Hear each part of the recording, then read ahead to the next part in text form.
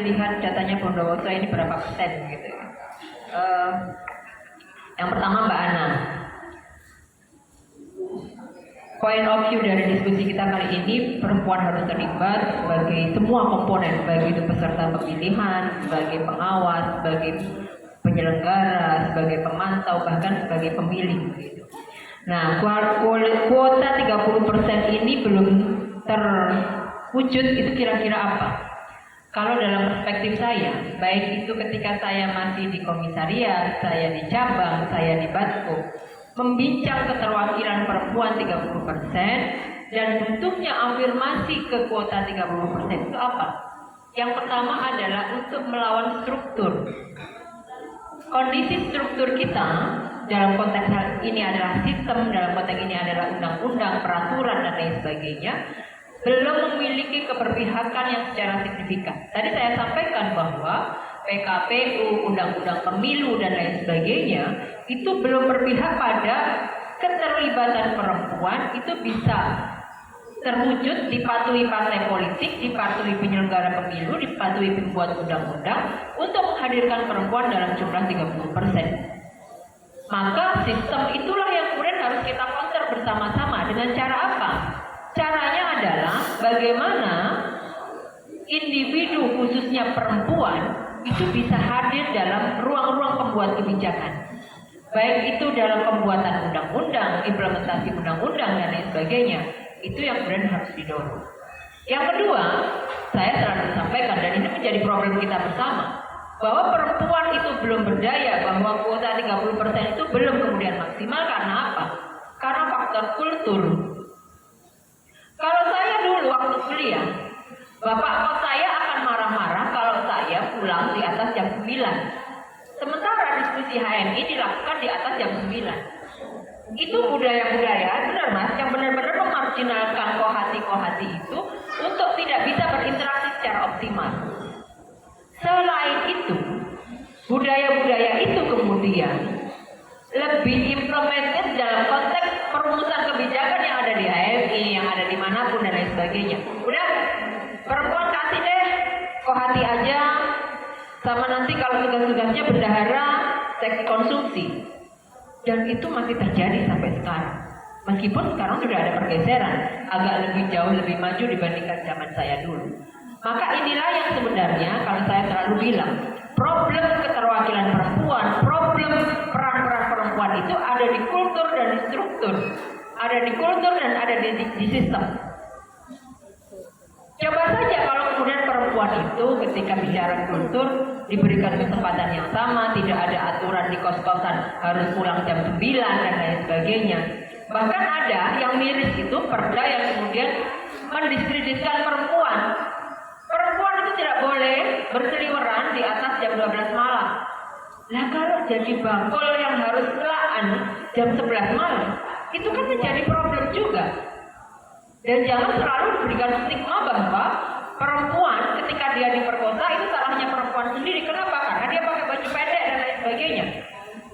Mindset dari kita, masyarakat kita ini masih kemudian mengarah pada kultur-kultur yang sangat patriarki, kultur yang belum berpihak pada perempuan. Berikutnya lagi, bicara kenapa Forhati tidak ada yang menjadi calon gubernur.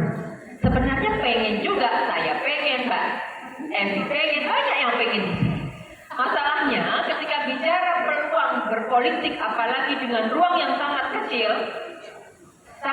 partai kita ada berapa, syarat untuk pencalonan itu 7,5% didukung partai politik. Kalau saya selalu bilang, ini persoalan peluang kita ada di partai politik.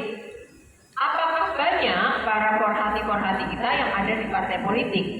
Apakah ketika di partai politik, bagaimana sebenarnya penguasaan, bagaimana kontribusi, bagaimana kemudian sehingga diamanati ketua umum untuk menjadi calon di pilkada.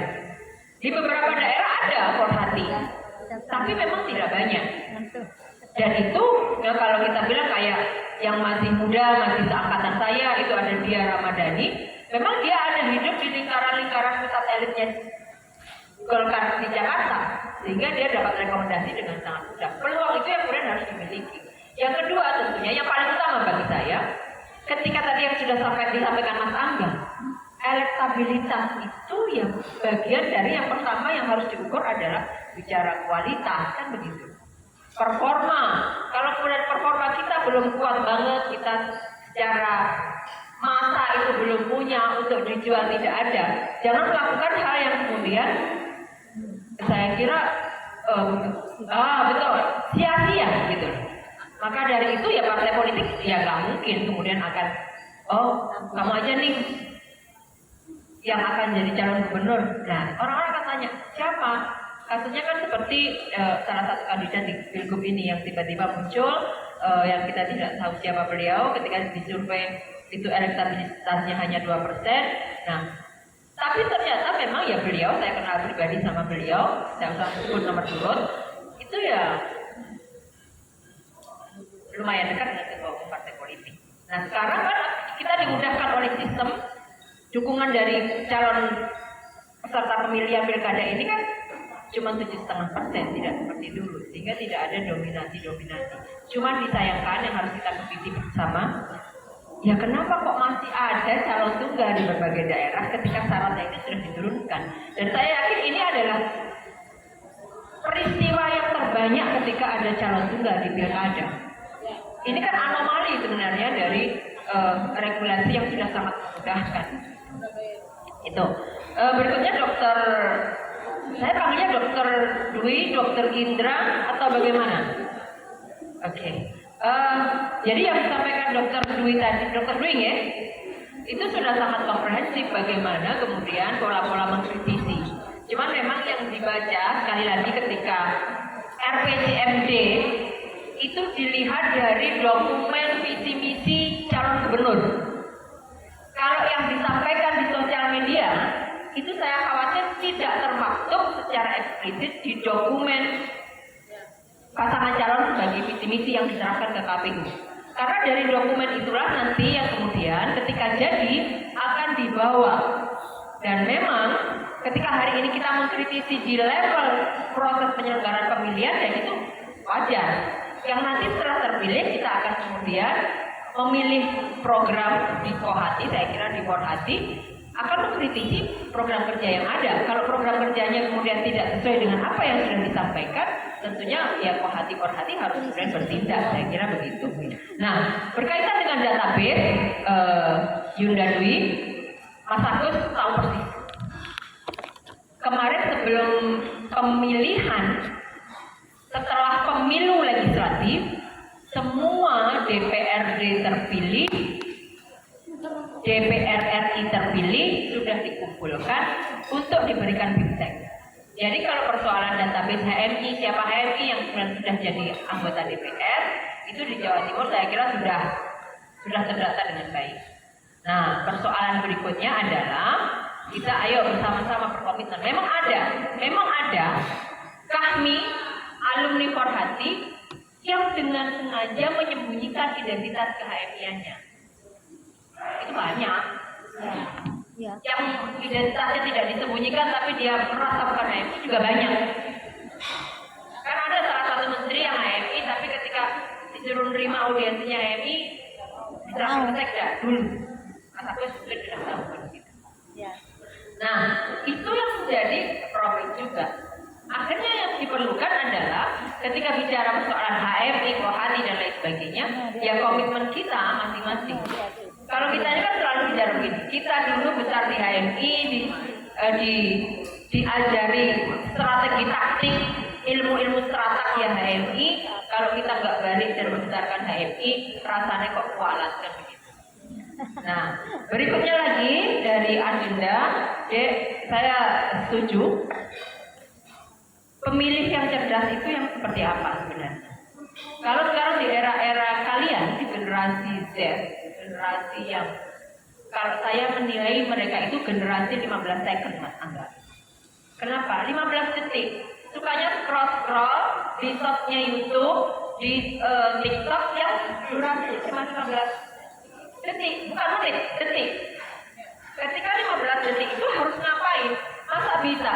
Ya jangan dibandingkan dengan buku tebalnya Mas Angga yang dibaca tiap hari, itu berbeda. Generasi kami, meskipun aku juga agak lebih muda dari Mas Angga. Generasi kami dan generasi kalian itu berbeda, begitu ya. Nah, perbedaannya kemudian harus diisi dengan apa? Ini memang tadi tidak saya sampaikan di materi saya. Peningkatan kapasitas literasi, well literate tentang kepemiluan, literasi digital kepemiluan itu penting. Yang pertama, seseorang dikatakan sebagai memiliki kapasitas literasi itu ketika memiliki kapasitas akses. Aksesnya bagaimana? Adik-adik sudah mahir lah kalau akses begini menggunakan gadget, menggunakan komputer dan lain sebagainya. Udah oke. Tapi kapasitas berikutnya adalah kapasitas analisa, kapasitas evaluasi. Itu harus kemudian dikuatkan betul. Karena jangan sampai hari ini, di dinamika pemilihan kali ini, hoax itu sebarannya tinggi. Kalau saya pengalaman di tahun 2019, tahun 2020, 2019 itu hoax paling tinggi ada di bulan April. Itu adalah saat pemilu tahun 2019. Tahun 2020 masa pandemi COVID-19 itu hoax tertinggi tidak persoalan politik, tapi persoalan kesehatan.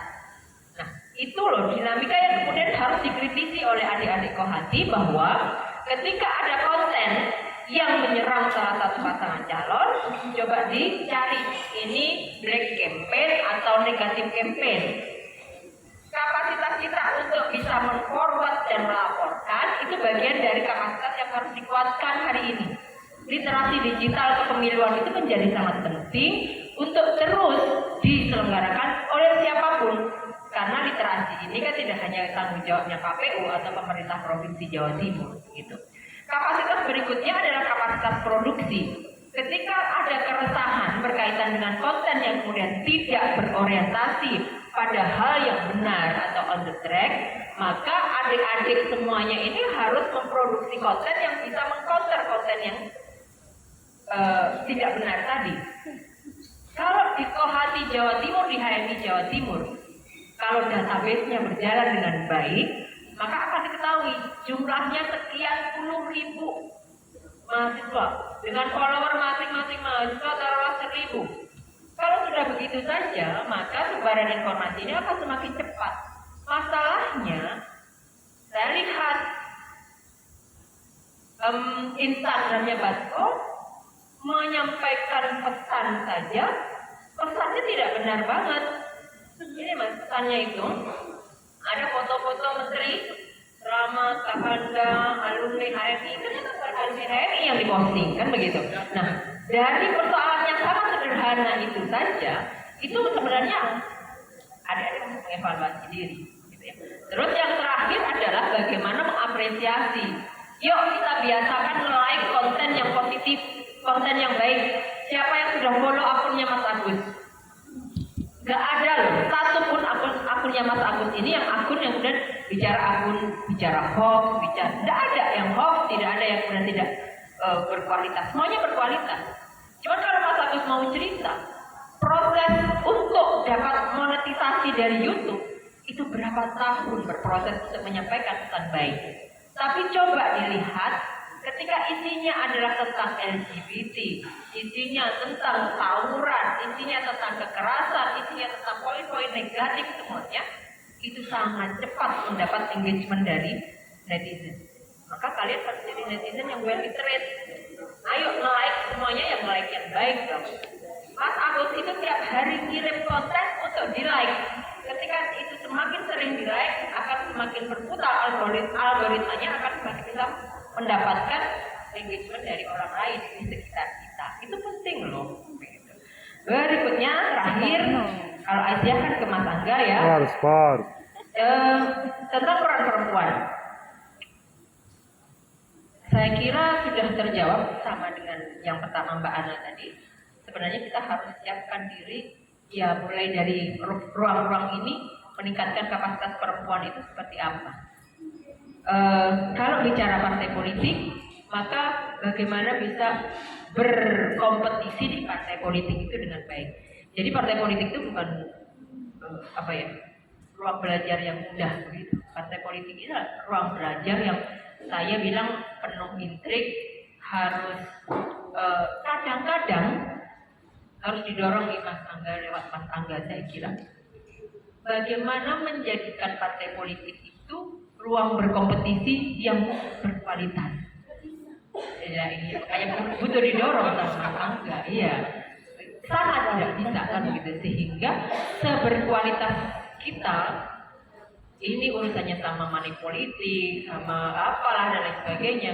Yang saya kira ini tidak, nanti kita diskusi di ruang tertentu karena ini ruangnya KPU. Saya kira ini harus menjadi ruang-ruang yang menginisiasi kita untuk tetap datang di TPS lalu tanggal 27 November. Katanya Pilgub Jatim 2024 senang bareng. Kalau senang bareng ya harus senang, happy semuanya, bukan berarti happy persoalan money politik yang harus kita toleransi. Tugasnya adik-adik saya kira Kohati dan tugasnya Yunda semuanya, mari kita kawal sebagai pemantau pemilihan kepala daerah tahun 2024 dengan apa? Ya mencatat semua kejadian, kalaupun tidak dilaporkan ke Bawaslu, ini harus mulai menjadi catatan-catatan proses berdemokrasi di Jawa Timur ini di tahun 2024. Pengurusnya berapa, Rin? 28. Kalau tersebar di 28 TPS saja, itu kan sudah bisa jadi sampel ya, Mas, ya, di berbagai daerah. Jadi bisa bikin laporan bahwa ini loh pemantauan dari Batko Jawa Timur berkaitan dengan pemilihan tahun 2024. Nanti mau apa saja, mekanisme pencoblosan, pembagian surat suara, surat undangan untuk pemilihan dan sebagainya. Saya kira itu menjadi satu hal yang baik.